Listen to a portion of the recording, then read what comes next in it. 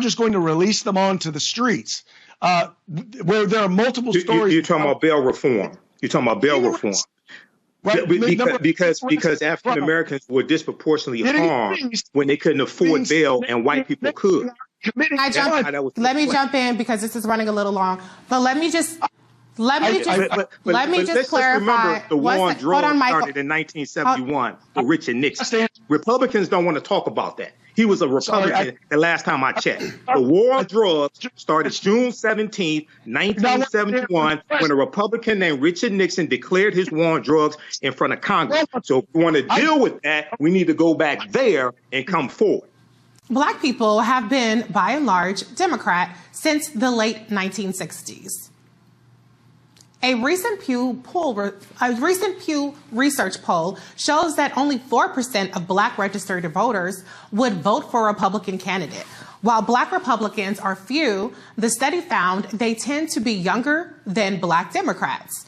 A Black Republican group called Project 21 believes the sway of young Black voters comes from the lack of upward mobility, poverty, crime, and other social ills.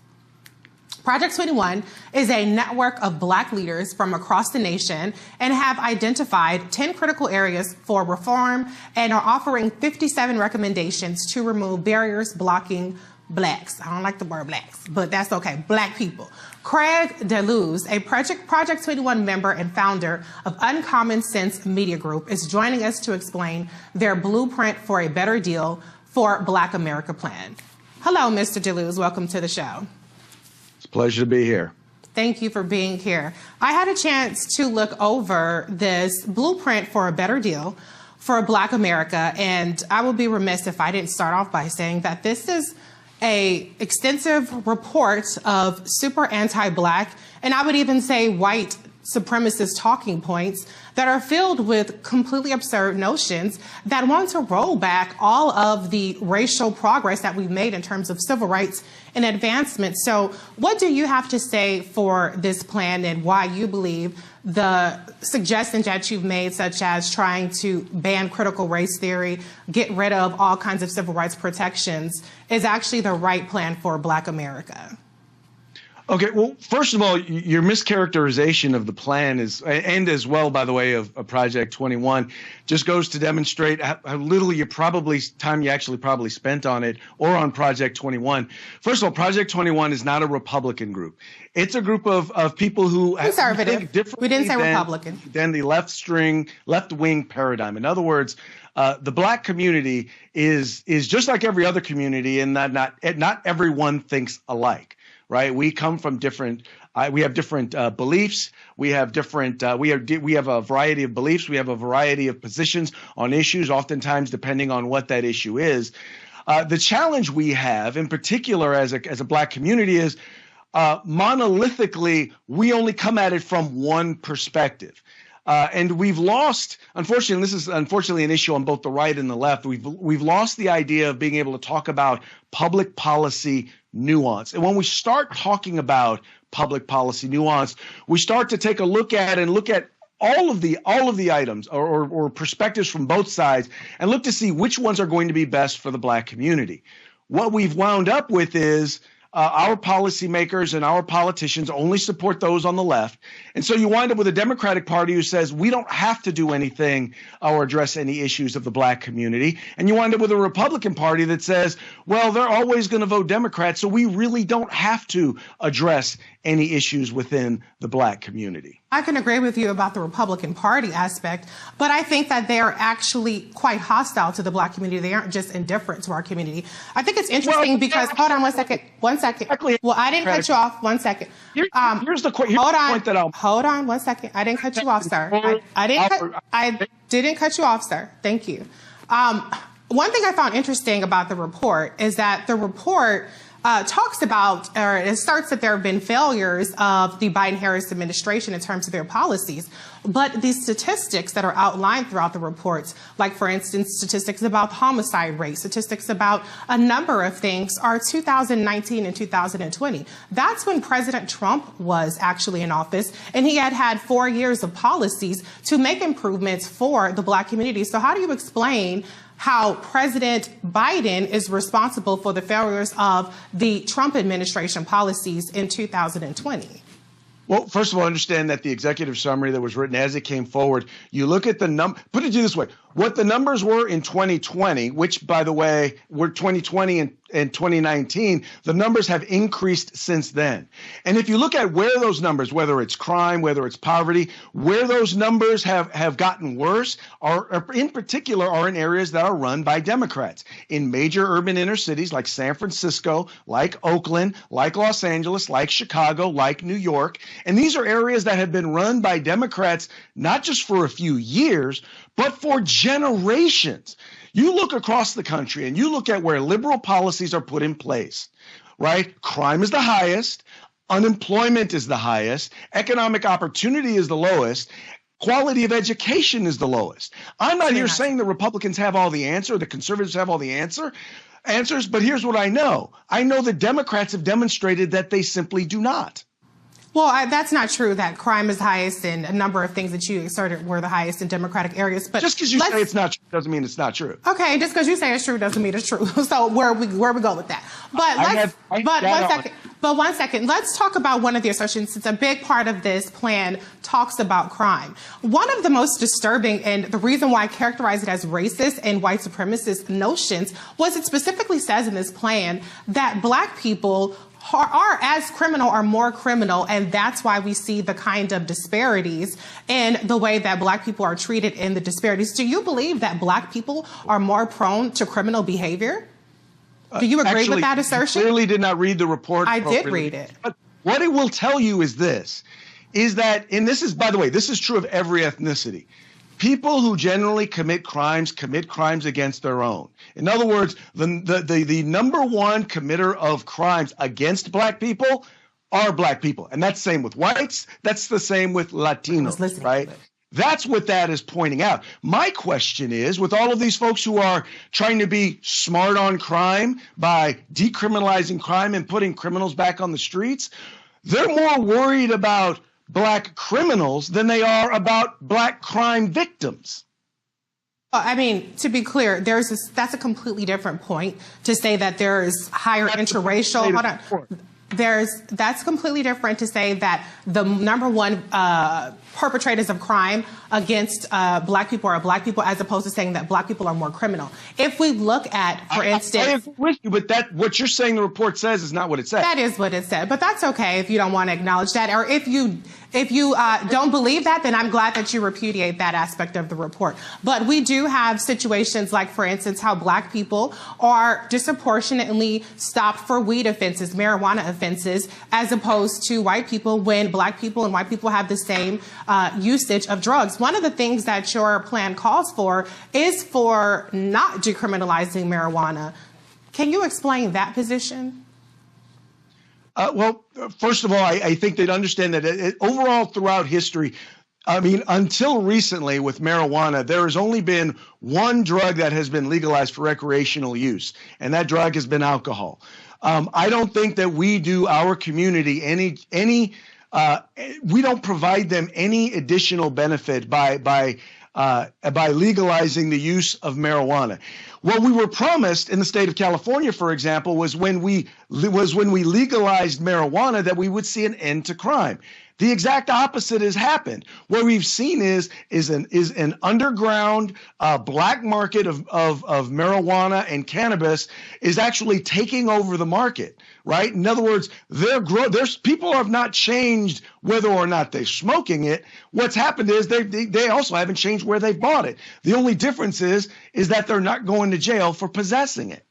That is good, because black people were disproportionately going to jail for possessing marijuana, despite the fact that they don't have a higher incidence of using marijuana. But let's talk about another major part of your plan, which is critical race theory. This is the boogeyman of conservatives. And I found a lot of really preposterous assertions in here as well. But let me just ask you first and foremost, do you believe that racism against black people exists in this country? And do you believe that systemic racism exists in this country? Well, first of all, let's talk about what critical race theory is. And I recognize and I understand that. We can get to that. Hold on one second. Mr. DeLuz, we can get to that. Hold on. But I asked you a specific question. Respectfully, can you answer my question? And then we can get to what your understanding of critical race theory is. Do I believe that racism exists? Yes, I do believe that racism exists. Do I believe that systemic racism exists? No, I do not believe that systemic racism exists. I believe that we need to take a look at, I mean, one of the challenges we have is that people who promote critical race theory want to act as if we are exactly where we were from the day that slavery ended. And that is just not the case.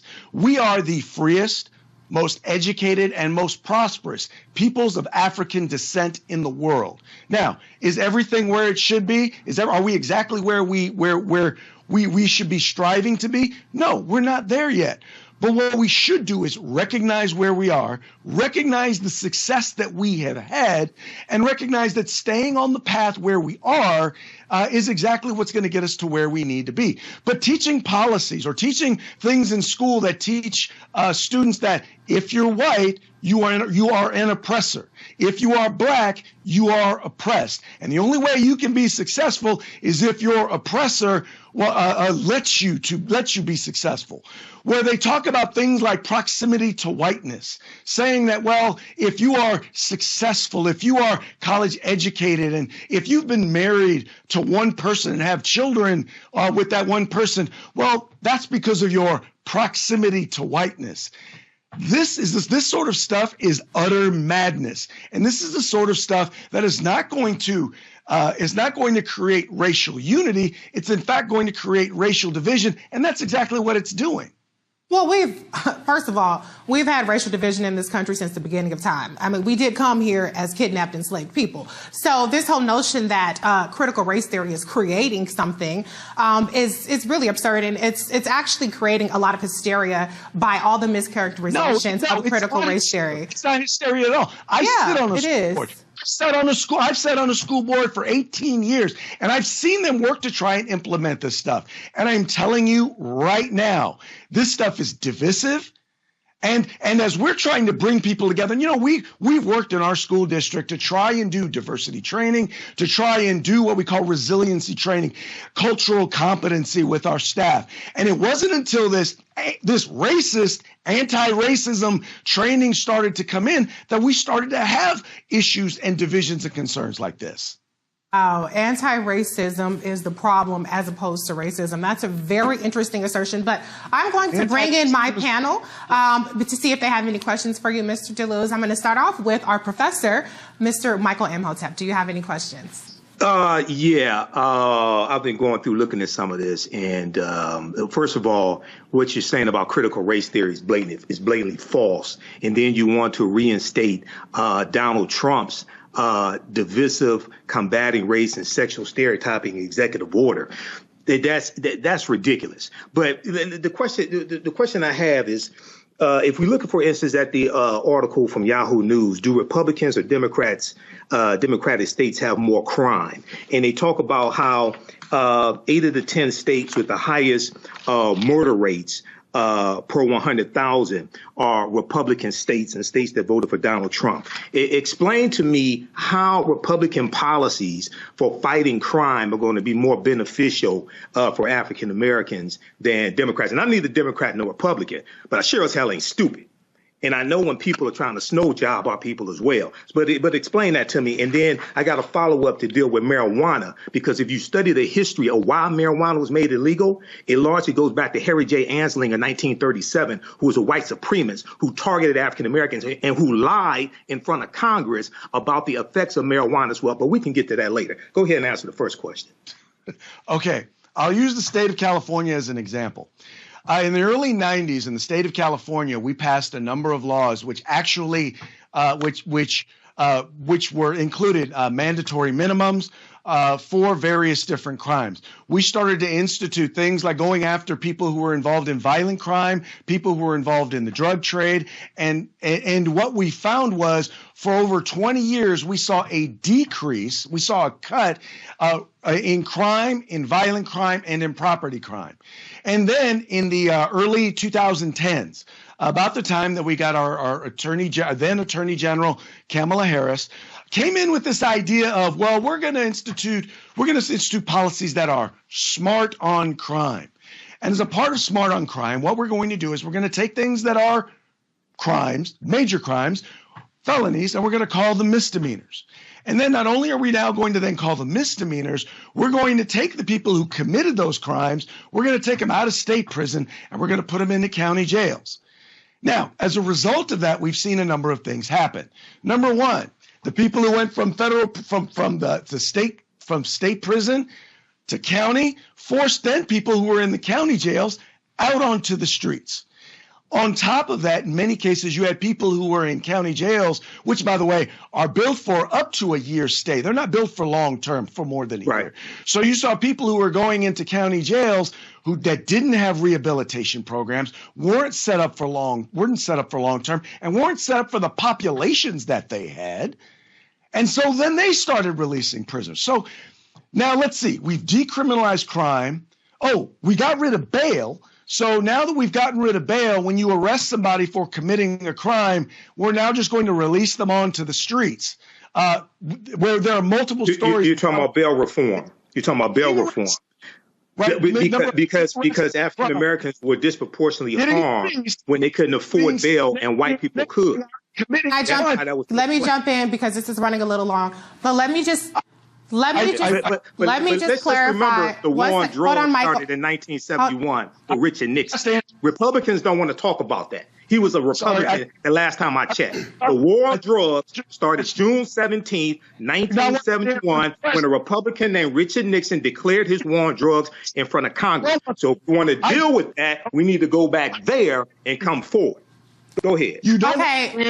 Pause, fellas, pause. Is my mic working? Is my mic on? Can y'all hear me? Okay, thank you very much. All right. Let me just fact check one thing because Vice President Kamala Harris was mentioning. Y'all know I don't play about her. Actually, it wasn't her initiative. It was safety realignment that brought about the difference between state prisons and local prisons and all that good stuff. But let's move on to another question because we got other people that want to get questions in. So Kelly, you're up next. I didn't even have to ask this. Y'all had 5 minutes back and forth. Kelly, can you go ahead with your question, please? Sure. So we only covered 2 of these topics in this manifesto, blueprint, what have you, and those were the crime and the CRT. I want to focus on CRT only because it delves into another area, which is specifically education, not just ideologies in general. I need to know why you think learning about history is destructive. Because at the end of the day, critical race theory has been inflated to mean a whole bunch of things. At the end of the day, it really is a legal concept, but what it has been incorporated into as far as education is concerned is really correcting the wrongs that have been taught to myself and generations after me and setting the record straight, such as the enslaved were not just immigrants that came over to America from Africa. That is part of critical race theory in a lot of jurisdictions. Native Americans were not just giving people turkeys in a cornucopia during the Mayflower. That's part of critical race theory. You understand what I'm saying? So I need to know what is woke. Why is that even being demonized? Why is it that whenever it comes to Black history or critical aspects of Black history, that gets shut down for the sake of, frankly, white guilt? Okay. Before you answer that, is my mic on? Mr. DeLuz, I want to be respectful to you, so I just want to give you a heads up. We have one more panelist ask you a question. So if you can keep it relatively brief so that we can get the last person in and then move on to the next segment, I would really appreciate it. I don't want to have to cut you off, so I'm just telling you up front. Thank you. So first of all, let's understand that I think people on both sides are conflating what critical race theory is. I am not opposed to the idea of teaching our history, good and bad, in particular, and also when it comes to the issue of dealing with the issue of race and the history of African Americans. I know when I grew up, when I went to school, we didn't cover it the way we needed to.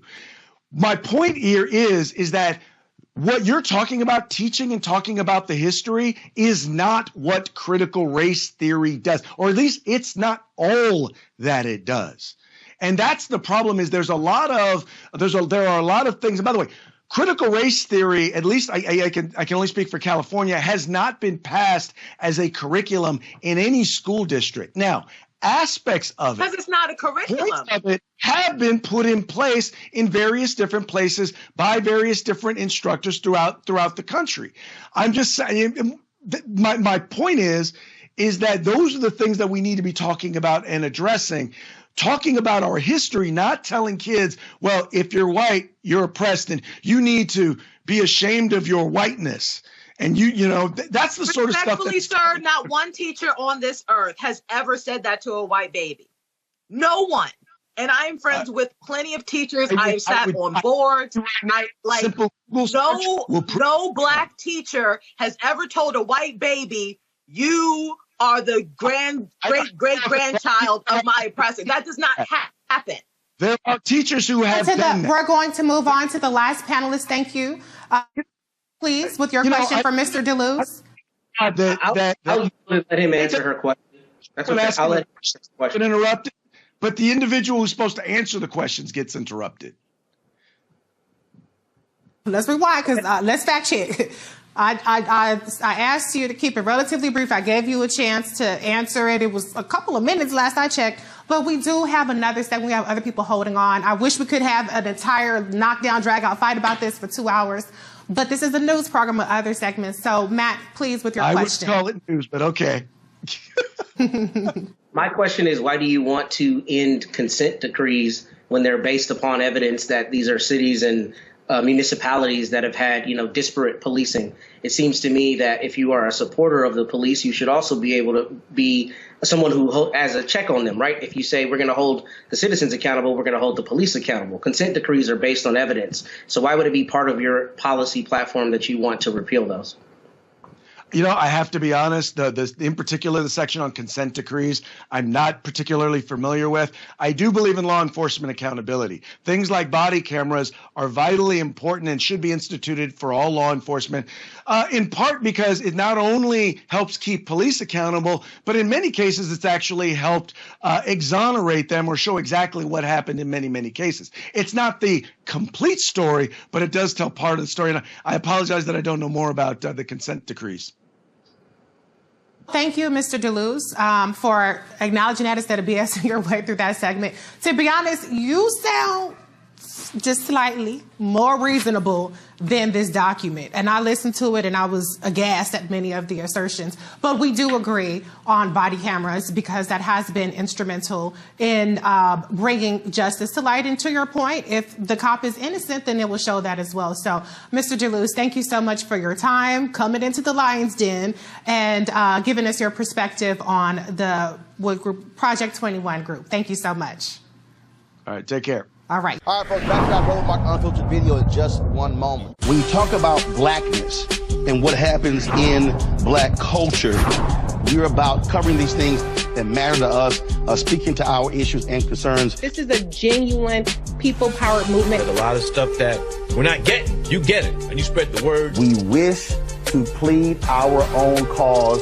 Too long have others spoken for us. We cannot tell our own story if we can't pay for it. This is about covering us. Invest in black-owned media. Your dollars matter.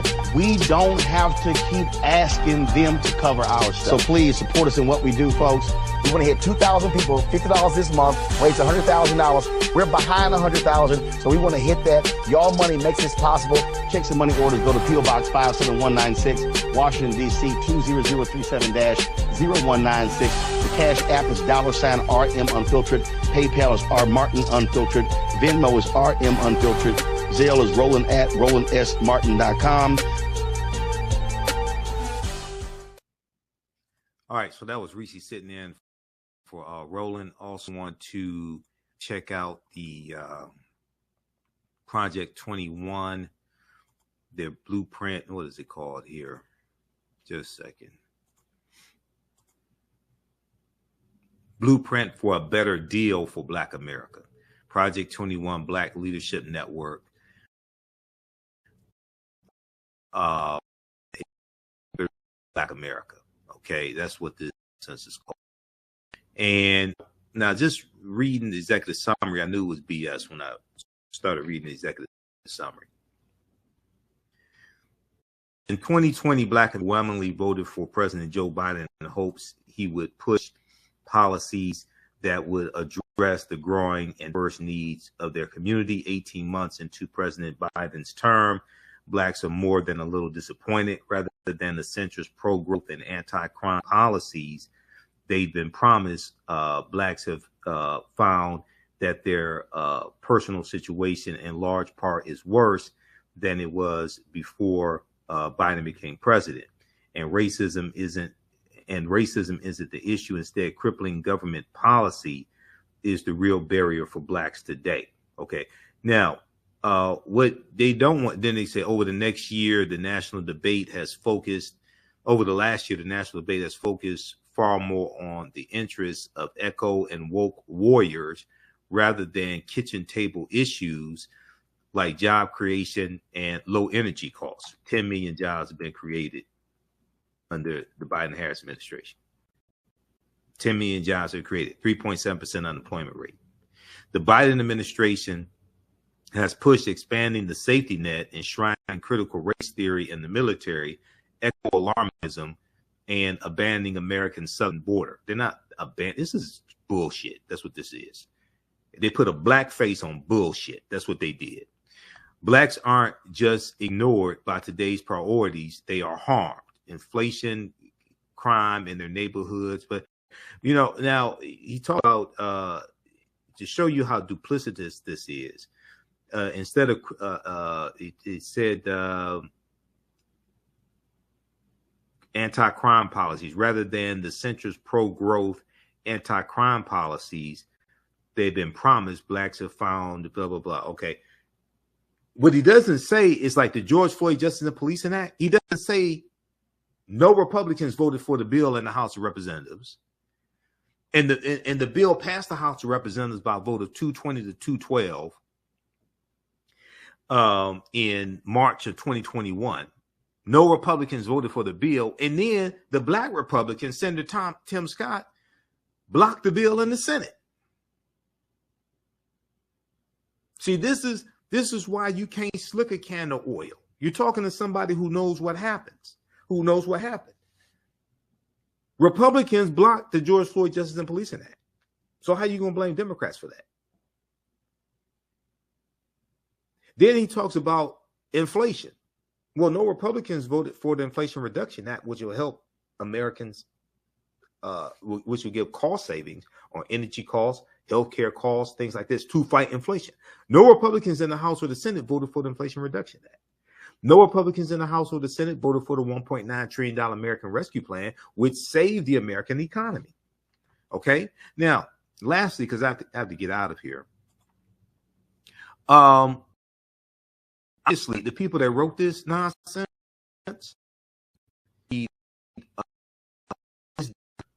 which we've talked about a number of. This document from whitehouse.gov goes through and breaks down step by step, policy by policy, how the policies of the Biden-Harris administration are helping African Americans. I encourage everybody to read this and then go read that nonsense for Project 20. This was dated November 6th, 2022. It was first updated in October of 2021. This is the most recent update. It's over 22 pages. The Biden-Harris administration advances equity and opportunity for Black Americans and communities across the country. One of the reasons why many African Americans are frustrated is because they're getting information from the wrong places and don't even this document exists, and they're listening to Simple Simon people on social media pushing propaganda who don't do research and don't understand policy. And they're trying to push for things like we want race-specific policies, but race-specific policies are illegal at the federal level and illegal in most states. That's Title VI of the 1964 Civil Rights Act, non-discrimination and federally assisted programs, Section 601. But those people don't do research, so they don't know things like this. economic opportunity for Black families and communities. It talks about how the American Rescue Plan has helped African Americans. It deals with things like how 1 million African American children were lifted out of poverty by the child tax credit, which is part of the American Rescue Plan. Even though that has expired, you can get that back. You got to pass it in the House and pass it in the Senate. Okay, maybe you could pick up a few Republicans in the House who will vote for the bill, make it a standalone bill, and get it passed in the Senate. Lowering energy costs. The Biden-Harris administration's vital policies and programs include lowering energy costs and creating economic opportunities through the Inflation Reduction Act. It goes through, breaks all this stuff down, making home efficiency upgrades more affordable, creating economic opportunities and good paying jobs. We haven't talked about the $1.9 trillion American Rescue Plan yet, providing relief to farmers, especially African-American farmers. Republicans are not providing relief to African-American farmers.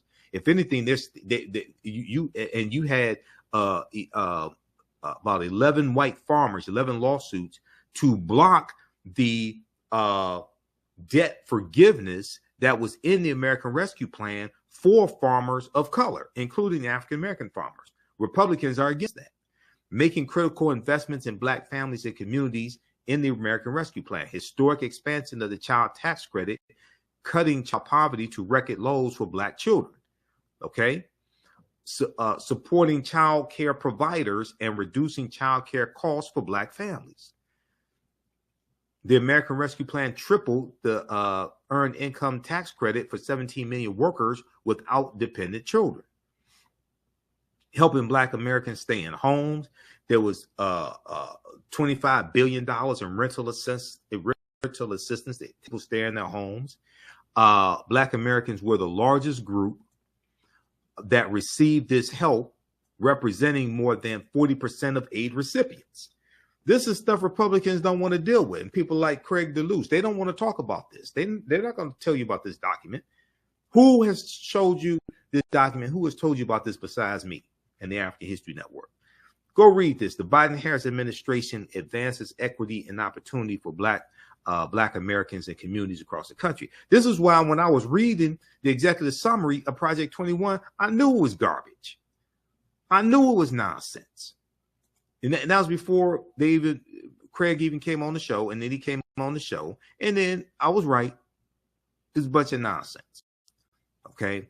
All right, look, we have to get out of here. You can support the African History Network, $, the AH Show through Cash App, $, the AHN Show through Cash App, also through PayPal, paypal.me/show. We have a page of our website also. Okay, remember, right now it's correct wrong behavior. It's not until we win, Wakanda forever. And we'll talk to you next. Peace.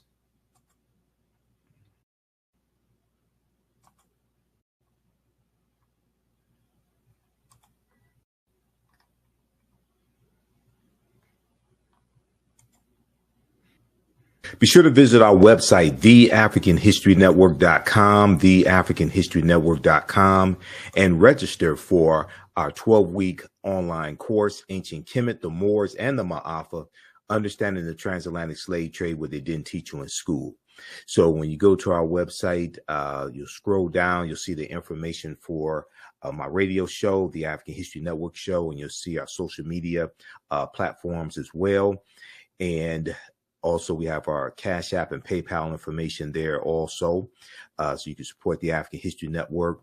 We have the 15 lecture digital download bundle pack, African History Awakens the African Mind for Mental Death. That's on sale for a very limited time, only at $50. It's a $150 value. That's 15 of my lectures.